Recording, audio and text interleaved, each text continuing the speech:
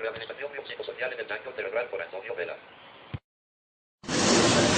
Los seres humanos, como seres vivos, tenemos necesidad de adaptarnos. Y para adaptarnos tenemos básicamente dos propiedades biológicas. Una, el hecho de la tendencia a mantener el equilibrio. Mantener el equilibrio yo creo que es el secreto de la felicidad. Yo cuando la gente dice estoy sereno, digo, este está feliz. El resto son fantasías.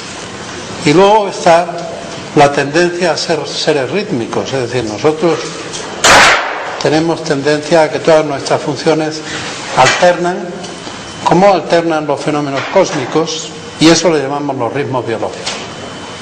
Si se perturba uno o se perturba el otro, las cosas no van bien. Y a veces se perturba uno y se perturba el otro. Les voy a contar un caso clínico, que es la segunda parte de mi charla, en la que van a ver esto de manera muy elocuente. Les voy a decir el significado de biopsicosocial. Es un término que se presta a equívocos porque da la impresión de que cuando uno habla del modelo biopsicosocial uno pretende hablar de todo. Y en cierto modo la connotación de holístico de todo la tiene.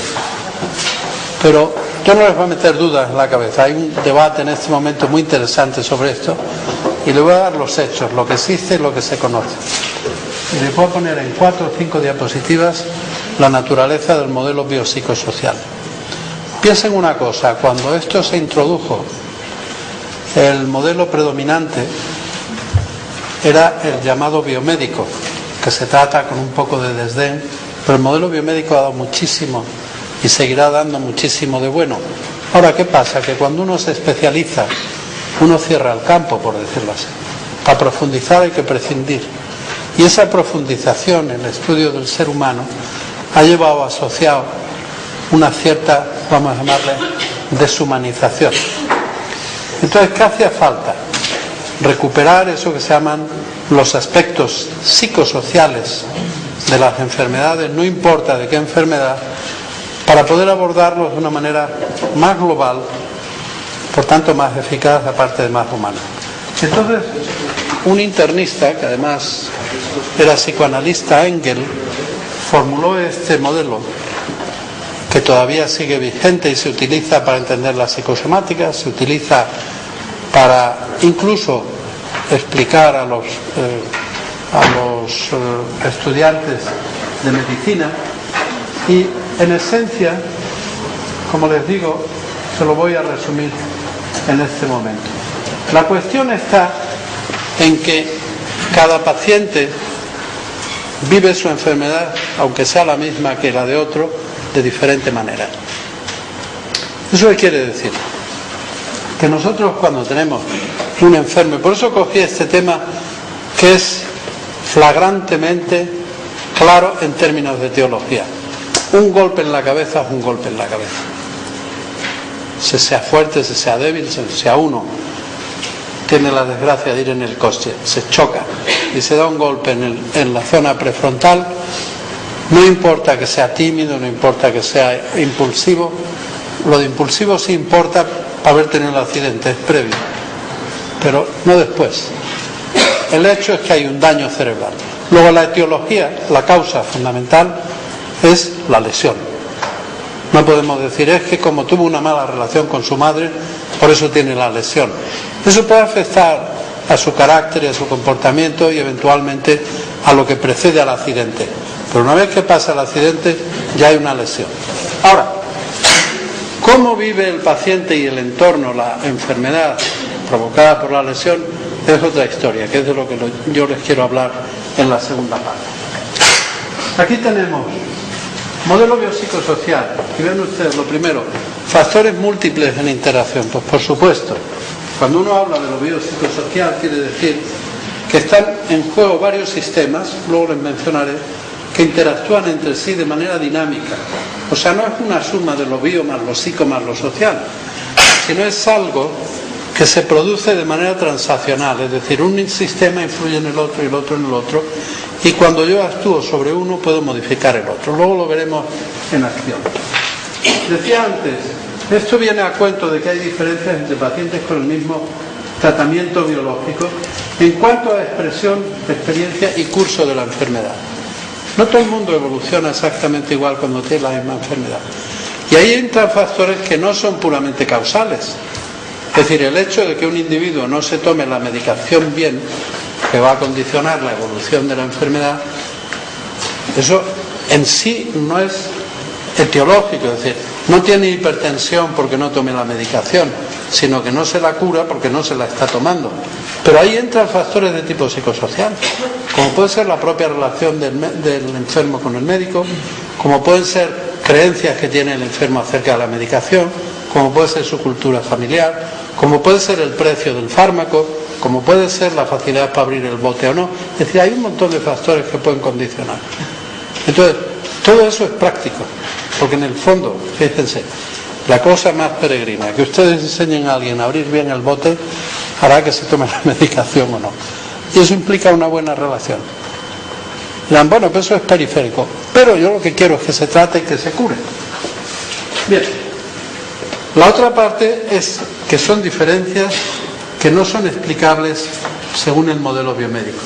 Este es el nombre de este señor, George Engel, que fue un profesor de Rochester, en Nueva York, que inspiró este modelo, lo que se llama la teoría general del sistema, que viene a decir que la salud y la enfermedad son resultado de sistemas transaccionales.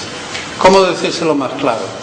Estudien ustedes un grupo de niños desnutridos en un país deprimido y compárenlos con otra cohorte de su edad de niños que están nutridos y les comparan en términos de cociente intelectual, les comparan en términos de conducta, les comparan en términos de muchas cosas.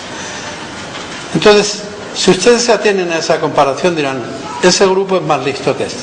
Ahora, si ustedes intervienen y la primera intervención va a un niño desnutrido, darle de comer, le enseñan en la escuela, le cuidan, cuando pasa un año, ese niño se ha puesto a la altura del otro grupo. ¿Qué quiere decir? Nosotros estamos influyendo de manera dinámica y transaccional en la salud de ese niño, de manera que se pueda definir de otra forma, mejor dicho, de manera que definiéndola de esta forma, nosotros podamos ver los progresos solo por la intervención en algo que es social, que en el fondo es social. Aunque termina siendo biológico la comida, pero es la disponibilidad de la comida. Bien. Diferentes sistemas, diferentes significados. ¿Qué quiere decir? Si un individuo tiene un accidente de tráfico y se da un golpe en la cabeza, ese golpe en la cabeza mirado desde el punto de vista biológico, ¿qué es? Una enfermedad que trae a un enfermo con una lesión a un médico, un neurólogo, un neurocirujano, que tiene que atenderle para mejorar sus condiciones. Pero ese mismo, y ahora lo verán, sujeto puede ser novio, padre, marido, empleado, es decir, le van a ver ustedes en otros sistemas que ya no son estrictamente el biológico, el de un paciente con una lesión que va a un médico, sino en el de un señor que a raíz de su lesión ha cambiado su estatus familiar, probablemente su estatus profesional, es decir, ha tenido una repercusión en los otros sistemas en que ustedes lo consideran que es necesario tener en cuenta, porque para su mejoría o su readaptación es importante la intervención de los profesionales sobre esos ámbitos, porque si no tratamos de la familia, probablemente el paciente no mejorará lo que consideramos que debería mejorar. Luego, el significado que tiene la enfermedad, dependiendo del sistema en que consideramos al enfermo, va a variar. Si es biológico, un significado; si es psicológico, otro; si es social, otro. Bien, todas las otras consideraciones no las podemos borrar, eso es. Aquí hay una cosa que sí quiero recomendarles que lo tengan presente. La separación entre biológico, psíquico y social es explicativa. ¿Qué quiere decir? Que tenemos que usar un lenguaje para cada ámbito de observación para poder entendernos. Pero en principio un ser humano es un ser vivo que vive en un ambiente, como cualquier ser vivo, Y ese ambiente tiene muchos matices, tiene muchas manifestaciones que pueden hacer que el individuo esté sano o que esté enfermo en un momento determinado. Entonces, el individuo que pone su vulnerabilidad, el ambiente que pone, los factores que hacen que esa vulnerabilidad se exprese o no se exprese.